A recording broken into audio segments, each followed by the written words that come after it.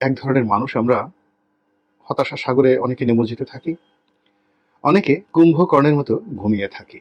আমাদেরকে সম্মানিত করা হচ্ছে না, অসম্মানিত করা হচ্ছে। ফলে নির্বাচনের পর, দামি নির্বাচনের পর যে শুনশান নীরবতা, সেই নীরবতাকে অনেকে ইতিবাচক মনে করে নাকে তেল দিয়ে ঘুমানোর জন্য আয়োজন করেছিলেন যে অনায়াসে আগামী 5টি বছর কাটিয়ে দেওয়া যাবে এবং যে জনগণের অর্থে তেল খাওয়া, ঝোল খাওয়া, পোলাও খাওয়া, কোরমা খাওয়া, বিরিয়ানি খাওয়া, দেশ বিদেশে বাড়ি করা, গাড়ি করা।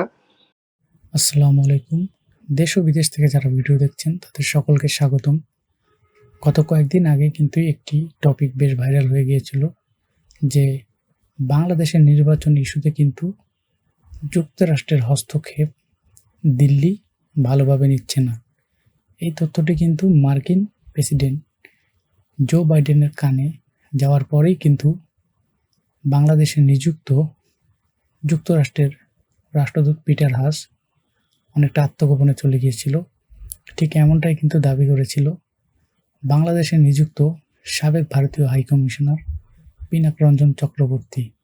তো ওনার এই কথার জবাবে কিন্তু দেশ বিদেশে নানা আলোচনা সমালোচনা হয়েছে। অনেকেই কিন্তু এই বিষয়ের পক্ষে মতামত দিয়েছেন।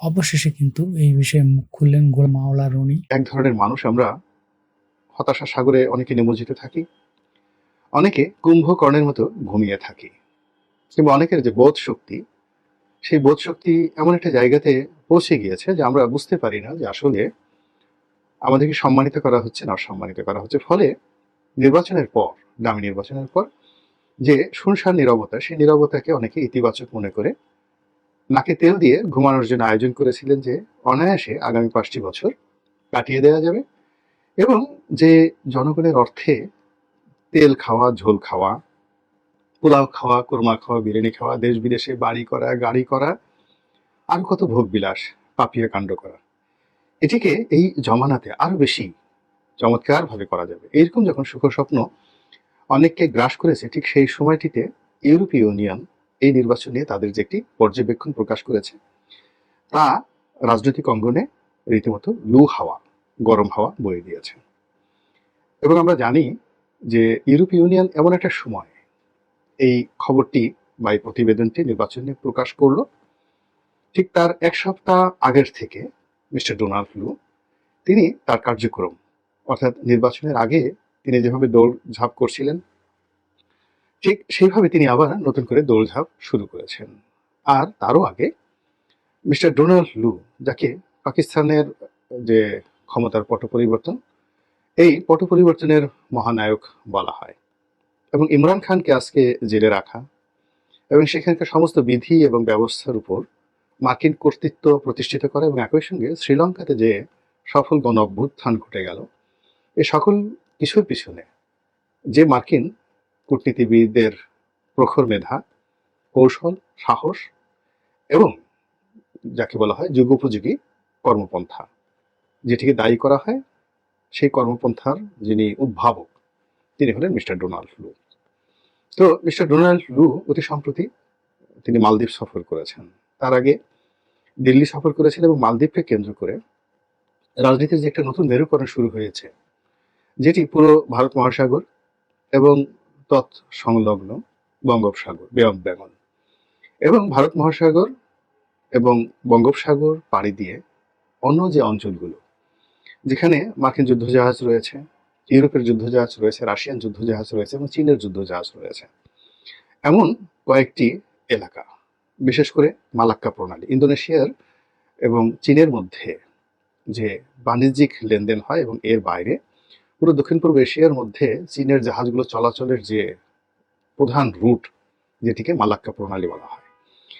তো এই মালাক্কা প্রণালী এবং ভারত মহাসাগরের যে তাদের একটা ঘাঁটি রয়েছে দিয়াগো গার্সিয়া, সেই দিয়াগো গার্সিয়ার ভবিষ্যৎ এবং বঙ্গোপসাগরে সেন্ট মার্টিন নিয়ে যে আলাপ আলোচনা মাননীয় প্রধানমন্ত্রী করেছেন, সেটির একটি দফা রফা খুব দ্রুত যদি মার্কিন প্রশাসন করতে না পারে, এখানে চীন পুরো বিষয়টিতে তাদের কর্তৃত্ব স্থাপন করে ফেলবে এবং সেখানে আমেরিকা এবং দিল্লির আঙ্গুল লেহন করা ছাড়া, চোষণ করা ছাড়া তাদের আর কোনো উপায় থাকবে না। মিস্টার ডোনাল্ড লু তিনি মালদ্বীপ ভ্রমণ করেছেন বটে, কিন্তু সেটি কোনো ২ পয়সার কাজে আসেনি। এর কারণ হলো সেখানে যে সরকার প্রতিষ্ঠিত হয়েছে সেটি প্রো চাইনিজ গভর্নমেন্ট। শুধু প্রো চাইনিজ বললে হবে না, এটিকে সাব চাইনিজ বলতে হবে। অর্থাৎ চীনের একটি অঙ্গরাজ্যে যে ধরনের গভর্নররা থাকেন ঠিক ঐরকম একজন শক্তিশালী রাজনীতিবিদকে চীন তৈরি করে মালদ্বীপের ক্ষমতায় বসিয়েছে। ফলে এখানে ডোনাল্ড ট্রাম্প তো দূরের কথা, যদি মিস্টার বাইডেনও আসেন তিনি চীনের কথা মতো মালদ্বীপ ছেড়ে দিয়ে তিনি বেইজিং চলে যাবেন। যেভাবে নরেন্দ্র মোদী যখন এলো তখন তিনি কিন্তু মালদ্বীপে ছিলেন না। নরেন্দ্র মোদীর মতো প্রভাবশালী প্রধানমন্ত্রী মালদ্বীপে ঘুরে বেরিয়েছেন একা একই, রাষ্ট্রপতি তাকে রিসিভ করেননি। তো ডোনাল্ড ট্রাম্প সেখানে অনেকগুলো প্রস্তাব দিয়েছেন, অনেকগুলো কথা বলেছেন, যেগুলো পত্রপত্রিকায় এসেছে যে তারা মালদ্বীপকে সামরিক সহযোগিতা করতে চায়, মালদ্বীপের উপকূলে মার্কিন যে গানবোটগুলো রয়েছে সেগুলো সেখানে টহল দিতে চায় এবং মালদ্বীপের সঙ্গে একটি কৌশলগত সম্পর্ক স্থাপন করতে চায়। মালদ্বীপ এই ব্যাপারে কোনো রকম প্রতিক্রিয়া দেখায়নি, মানে তারা মুচকি মুচকি হেসেছে। এবং এই বিষয়টি যদি আপনারা একটু অনুধাবন করেন যে মালদ্বীপের মতো একটা ছোট রাষ্ট্র এবং মালদ্বীপের যে সমুদ্র উপকূল, সেই সমুদ্র উপকূলে যদি আমেরিকান বেজ হয় তাতে যারা এই সমুদ্র বাণিজ্য এবং সমুদ্র নিয়ে যাদের গবেষণা রয়েছে তারা মানচিত্রে দেখতে পারেন যে ওই অঞ্চলটি অতটা গুরুত্বপূর্ণ নয় যতটা গুরুত্বপূর্ণ আমাদের সেন্ট মার্টিন এই এলাকাটি। তো এই এলাকাটিতে যদি মার্কিন আধিপত্য বিস্তার লাভ করা সম্ভব হয় তাহলে ভারতের একটা বিশাল অংশ, 7 সিস্টার তো বটেই, তার সঙ্গে সঙ্গে পুরো ভারতের একটা বিরাট অংশের উপর আমেরিকার একটা নিয়ন্ত্রণ থাকবে। তার সঙ্গে সঙ্গে মায়ানমার, এই পুরো অঞ্চলের উপর তাদের একটা আধিপত্য থাকবে। চীনের উপর একেবারে সরাসরি চীনের কুনমিং থেকে শুরু করে চীনের যে উত্তর চীন সাগর, তো এই বিশাল এলাকার উপরে মার্কিনীদের একটা দাপট থাকবে। তো they need only small piece of land.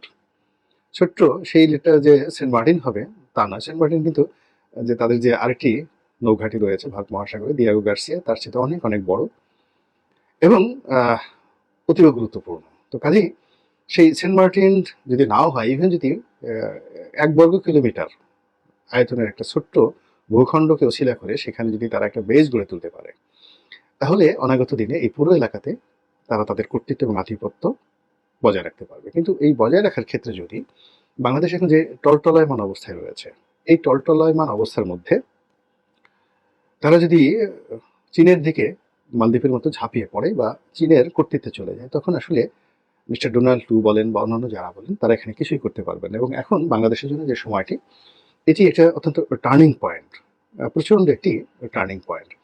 তো সেই টার্নিং পয়েন্টে যদি আওয়ামী লীগ আগে সিদ্ধান্ত নেয় তাহলে তারা যে জায়গাতে পৌঁছে গিয়েছে সেই জায়গা থেকে আর বেরোতে পারবে না। কারণ এখন তারা যে অবস্থা আছে সেটা হলো ভারতের সঙ্গে তাদের একটা বন্ধুত্ব আছে, আর ভারত আমেরিকাকে যেটা বুঝিয়েছে যে এখানে ভারত এবং আমেরিকার স্বার্থ যুগপৎভাবে ভারত দেখাতে পারবে বা রাখতে পারবে, কিন্তু সেটি সম্ভব হচ্ছে না, হবে না, কোনো অবস্থাতে সম্ভব হবে না। এখানে যদি বাংলাদেশের প্রধানমন্ত্রী নরেন্দ্র মোদীকে বানিয়ে দেওয়া হয় তাকেও কিন্তু এই দেশ চালানোর জন্য চীনের দ্বারস্থ হতে হবে অথবা আমেরিকার সরাসরি দ্বারস্থ হতে হবে, ভাইয়া দিল্লি হবে না।